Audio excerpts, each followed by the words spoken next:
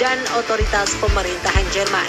Sebelum pensiun, Mesut Ozil bahkan sempat berkata, "Saya orang Jerman ketika kami menang, tetapi saya seorang imigran ketika kami kalah." Semua sindiran itu dilakukan warga Qatar karena sekarang Jerman menunjukkan hal yang berkebalikan. Mereka seakan-akan mendukung LGBT yang sudah jelas-jelas. Siapa? Anies katanya. Anies itu. Loh, saya sendiri ya loh. Beliau mungkin nggak pernah nonton TV. Nggak pernah nonton TV, nggak tua tidur 133 tahun kok. Terus bagaimana dengan Prabowo? Prabowo nggak jadi. Bagaimana dengan Luhut? Nggak jadi, nggak akan jadi. Bahwa di balik patung-patung berhala itu memang ada roh jahatnya atau setannya. Ya, jadi dalam hal ini menurut saya Daniel Mananta juga tidak salah. Peserta Piala Dunia Qatar merasa ragu dan was-was untuk datang ke Qatar. Karena Qatar adalah salah satu negara muslim, di mana selama ini sebagian besar media menyebar isu-isu negatif tentang muslim, bahkan mereka menganggap bahwa muslim adalah teroris. Tapi lihatlah apa yang terjadi setelah mereka menginjakan kaki di tanah Qatar yang menjunjung tinggi syariat Islam ini. Mereka disambut dengan senyuman dan keramahan, walaupun mereka datang dari ras, suku dan bangsa serta agama yang berbeda. Muslim Qatar tak pernah melihatnya sebagai perbedaan. Berbagai makanan, kopi dan camilan gratis dari masyarakat Qatar merupakan pemandangan yang biasa terlihat setiap hari selama gelaran berlangsung. Kesan negatif tentang Muslim yang selama ini mereka dengar dari media, semuanya sirna. Semua takjub dan terkesima dengan akhlak mulia tuan rumah. Tak heran, selama gelaran Piala Dunia berlangsung, banyak dari mereka yang tertarik dengan budaya Qatar yang Islami. Salut buat Qatar, kalian telah memberi cahaya dan warna indah, penyejuk jiwa bagi orang-orang yang selama ini punya pikiran negatif tentang Muslim. Awalnya para Keuskupan Agung Kupang selalu diminta supaya para pastor kalau upacara besar begini tidak ada yang pakai blue jeans. Saya mulai lihat ada mulai pakai blue jeans yang terabik di bawah dengan lain sebagainya. Itu pakaian koboi di kobun itu. Yang kedua ada perkembangan baru, ada mulai sepatu warna-warni. Kalau perayaan begini lebih baik kita pakai sepatu kulit hitam yang biasa, yang sederhana, bukan warna-warni. Karena ada pastor mulai pakai bukan hanya warna-warni, tapi yang ada listrik di situ sehingga sudah mencari perhatian untuk dirinya sendiri dengan lain sebagainya. Ya. Rahim sayang juga. Terjemahan Indonesianya sering disebutkan dengan nama Tuhan yang Maha Pengasih lagi Maha Penyayang. Banyak bahwa ayah-ayah, ibu-ibu ketika ditanya, apa sih beda kasih dengan sayang? Kalau kasih ya kasih, kalau sayang ya sayang.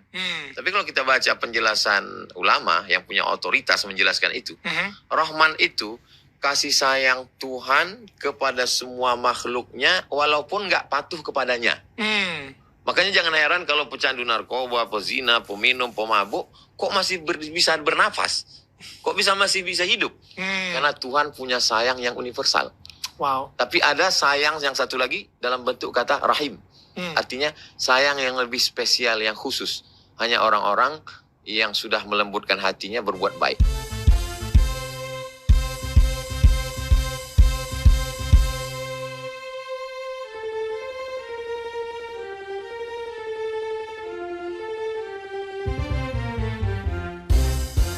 Allahu Akbar, Allahu Akbar, Allahu Akbar.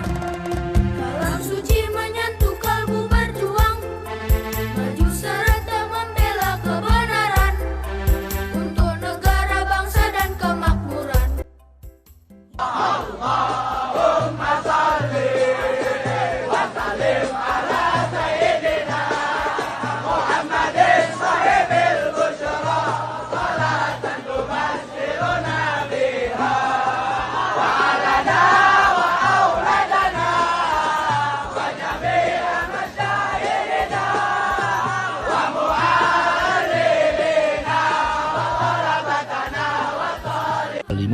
Taslimah. Jadi begitu ini begitu pentingnya salawat kepada Nabi. Salawat pada Nabi, bayangkan. Begitu.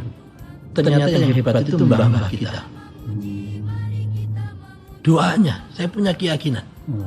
Doa orang tua, doa mbah-mbah kita itu yang luar biasa. Kok saya punya perasaan yang sama, Pak ya? Saya bisa begini karena tirakat bapak saya luar biasa. Itu, saya kesimpulan saya begitu. Dari dialog kedua tokoh berikut ini, kita bisa mengambil hikmah bagaimana ketauladan orang tua atau leluhur mereka. Dan inilah yang harus kita sikapi untuk ditularkan kepada generasi muda yang akan melanjutkan negara dan bangsa ini.